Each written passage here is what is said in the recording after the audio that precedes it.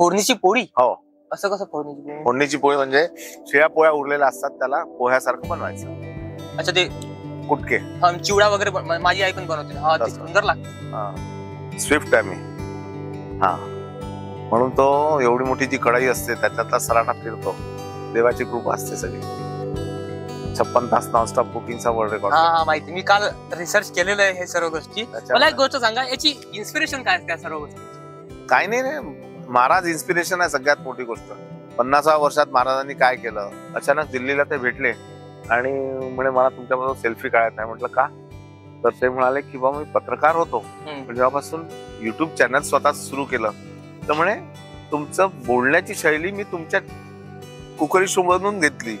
ते बघतो म्हणे मी, मला कुकिंग आवडत नाही तरी बघतो. त्यांना कुकिंग बद्दल प्रचंड हे आहे, ज्ञान आहे आणि तरी म्हणे माझा तो विषय नसल्यामुळे बघायचं नाही, पण म्हणे फक्त तुम्ही कसे बोलता, कसं कनेक्ट करता लोकांशी हे पाहायला म्हणून मी तुमचं चॅनल हे करायचो, फक्त शिकायसाठी. हा, की चॅनलवर जेव्हा कसं पत्रकारिता बोलायचं